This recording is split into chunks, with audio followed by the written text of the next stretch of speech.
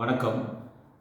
எங்கள் பள்ளியினுடைய வாக்காளர் விழிப்புணர்வு மன்றத்தினுடைய பொறுப்பாசிரியராக நான் செயல்பட்டு வருகிறேன். இந்திய தேர்தல் ஆணையத்தால் ஒவ்வொரு ஆண்டும் ஜனவரி 25ஆம் தேதி தேசிய வாக்காளர் தினமாக கொண்டாடப்பட்டு வருது. இதையொட்டி பல்வேறு விதமான போட்டிகள், அதாவது வாக்காளர் விழிப்புணர்வு சம்பந்தமாக பள்ளிகளில் நடைபெறக்கூடிய, கல்லூரிகளில் நடைபெறக்கூடிய ஓவியப் போட்டி, இந்த பேச்சு போட்டி, கட்டுரை போட்டி என்ற பல்வேறு தலைப்புகளில் பள்ளி கல்லூரி மாணவர்களுக்கு போட்டிகள் நடைபெற்றிருக்குது. இதில் இந்த ஆண்டு, அதாவது 2025ஆம் ஆண்டுக்கான போட்டியில் எங்கள் பள்ளிக்கூடத்தை சேர்ந்த மாணவர் பழனி சண்முகம் அப்படிங்கிற மாணவரை கலந்து கொள்ள செய்தார்.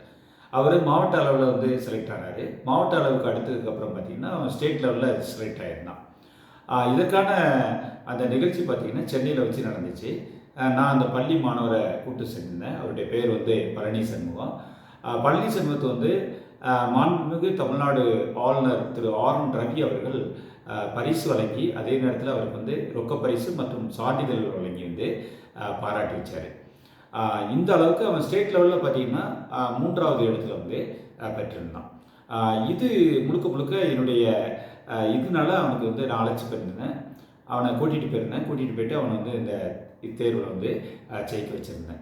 ஸோ இது என்னுடைய மன்ற செயல்பாடு, அதாவது பள்ளி சாராத ஒரு நிகழ்ச்சிகளில், கல்வி சாராத நிகழ்ச்சிகளில் உள்ள ஒரு செயல்பாடு. அடுத்து நீங்கள் பார்த்தீங்கன்னா நூலக பயன்பாடு. இப்போ மாணவருடைய வாசிக்கும் திறனை ஊக்குவிக்கும் விதமாக அவங்களுக்கு பள்ளிக்கூடங்களில் நூலகத்தை அதிகமான அளவு பயன்படுத்த வேண்டும். ஏன்னா நிறைய கருத்துக்கள் புத்தகங்கள் பதிந்திருக்குது. அப்போ அதுக்காக மாணவர்களை நாங்கள் இந்த லைப்ரரி பீரியடுக்கு கூட்டிகிட்டு போவோம். எங்களுடைய மாணவர்களை அமர வச்சு படிக்க வச்சு அவர்களோட நாங்களும் படிக்கக்கூடிய ஒரு சூழ்நிலையில் உட்காந்துட்டு மாணவர்களை ஊக்குவிக்கும் விதமாக இருப்போம். அடுத்து இந்த கேரியர் கைடன்ஸ். இப்போ நானும் பார்த்திங்கன்னா மாநில கருத்தாளராக போயிருந்தேன். சென்னையில் நடந்த மாநில கருத்தாளர் பயிற்சியில் பங்கு கொண்டு திரும்ப மாவட்ட அளவிலான பயிற்சியை நான் கொடுத்தேன். இதன் மூலம் பார்த்திங்கன்னா இந்த எப்படி உயர்கல்வியில் படிக்க வைக்கலாம் அப்படிங்கிற ஒரு இதை சென்னையிலேருந்து நான் கற்றுக்கிட்டேன். இதனுடைய விளைவாக பார்த்திங்கன்னா அந்த மாணவர்களுக்கு புதிய கருத்துக்களை எடுத்து சொல்வதற்கு உதவியாக இருக்குது.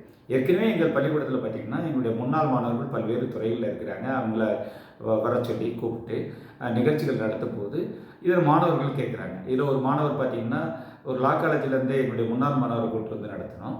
அதை அவர் பார்த்து நானும் லா படிக்கணும் சார் அப்படின்னு சொல்லி ஒரு ஆசையில் இருந்தால் மீண்டும் அவனை தூண்டு, அவனுக்கு ஊக்கமும் ஆர்வமும் கொடுத்து அந்த பையன் இன்றைக்கி கிட்டத்தட்ட 92.50 கட்டாப்பில் திருநெல்வேலி லா காலேஜில் சேர்த்து படிச்சுட்ருக்கான்.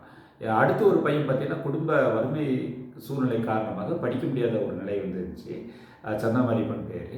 அவனை நேரடியாக பார்த்து அந்த பையனை நாங்கள் எங்களுடைய முன்னாள் மாணவருடைய உதவியோட அருகில் உள்ள ஒரு கல்லூரியில் பிஏ எக்கனாமிக்ஸ், அதாவது பிஏ இளங்கலை பொருளியல் பாடம் படிப்பதற்கு உதவியாக இருக்கிறோம்.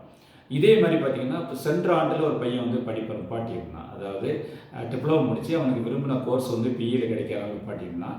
இப்போ அந்த மாணவரையும் அவனுக்கு உயர்கல்விக்கு ஆர்வம் ஊட்டி தற்போது அதே மாணவரும் திருநெல்வேலி இன்ஜினியரிங் காலேஜில் அவருக்கு பிடித்த கோர்ஸ் படிப்பதற்கு உதவியாக இருக்கிறோம். அதே நேரத்தில் அவருக்கு பண விஷயங்களும் தேவையான ஸ்காலர்ஷிப்பை பெற்றுக் கொடுக்கறதுக்கு எங்களுடைய முன்னாள் மாணவர்கள் தயாராக இருக்கிறாங்க. அடுத்து திருநெல்வேலி மாவட்டத்தில் மகிழ்முற்றம் என்பதற்கு பதில் அன்பாடும் ஒன்றில் என்ற ஒரு ஸ்கீம் நாங்கள் செயல்பட்டுருக்கோம். இதில் ஆறுகளை வச்சு பிரித்து 5 தலைப்புகளில் நம்ம வச்சுருக்கோம். 4 தலைப்புகளில் ஆறுகளை பிரித்து வச்சுருக்கோம். இதில் ஒரு டீமினுடைய அணியினுடைய கேப்டனாக நான் இருக்கிறேன். தாமிரபரணி அப்படின்னு சொல்லி ஒரு டீம் இருக்குது. அந்த டீமினுடைய அணியினுடைய கேப்டனாக மாணவர்களை வழிநடத்திக்கிட்டு இருக்கிறேன். அடுத்து பார்த்திங்கன்னா மாணவர்களுக்கு இன்றைய மாணவர்களுக்கு ஒழுக்க நெறிகளை அதிகமாக கற்றுக் கொடுக்கணும். அது சம்மந்தமான கலியமூர்த்தி ஐயாவுடைய ஸ்பீச் அதை நம்ம ப்ரொஜெக்டரில் போட வச்சு அதன் மூலமாக அந்த மாணவர்களை நம்ம கேட்பதற்கு ஒரு வாய்ப்புகளை உருவாக்குறோம். மாணவர்கள் அதை கேட்கும்போது தானும் ஒரு ஐபிஎஸ் ஆஃபீஸர் ஆகணும் அப்படிங்கிற ஒரு எண்ணத்தை உருவாக்குது. 2வது ஒழுக்கத்தை நிறைந்த ஒரு மாணவர்களை இந்த மாதிரி ஸ்பீச், மோட்டிவேஷனல் ஸ்பீச் நிறைய பேர் கூப்பிட்டு வரோம், வீடியோக்களை பார்க்க வைக்கிறோம். அந்த மாணவர்கள் மத்தியில் ஒரு இதை நம்ம உருவாக்குறோம். அடுத்து எங்களுடைய பள்ளிக்கூடத்துடைய அடுத்த ஒரு முக்கியமான சிறப்பு பார்த்திங்கன்னா எங்கள் நியூஸ் பேப்பர் நாங்கள் வாங்கி போட்டுட்ருக்கோம். இது ஒரு ஆண்டுக்கு முன்பு பார்த்திங்கன்னா என்னுடைய பள்ளியுடைய முன்னாள் மாணவர்களே கிட்டத்தட்ட ஒரு வருடத்துக்கு தேவையான சந்தாவை கட்டி நியூஸ் பேப்பர், அதாவது கிட்டத்தட்ட ஒரு 25 நியூஸ் பேப்பர் வீதம் வந்து அவங்க படிப்பதற்கு வந்து உதவியாக இருந்தாங்க. இப்போ கடைசி பார்த்தீங்கன்னா ஒரு மைண்ட் கன்ஸ்ட்ரக்ஷன் அப்படிங்கிற ஒரு லிமிடெட் அவங்ககிட்ட பேசி அவங்ககிட்ட மூலமாக ஒரு வாரத்துக்கு 100 பேப்பர் வீதம் பேசி வந்து ஏற்பாடு பண்ணியிருக்கிறோம்.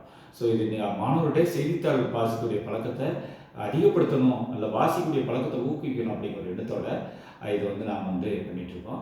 அடுத்து ஒழுங்கின செயலில் மாணவர்கள் ஈடுபட்டாங்கன்னா அவங்களுக்கு வந்து நம்மால் முடிந்த அளவுக்கு உளவியல் ஆலோசனைகளை கொடுத்துக்கிட்டு இருக்கிறோம். உளவியல் ஆலோசகத்தை நம்ம வந்து கருத்துக்களை கேட்டு அது மாணவர்களுக்கு வந்து எப்படி இது பண்ணலாம் அப்படிங்கிற இது வந்து நாம் பண்ணிகிட்ருக்கோம். பெற்றோர்களே நம்ம வந்து அழைச்சி வந்து பேசிகிட்ருக்கோம். இதுதான் நான் பள்ளியில் பண்ணிகிட்டு இருக்கக்கூடிய செயல்கள். நன்றி.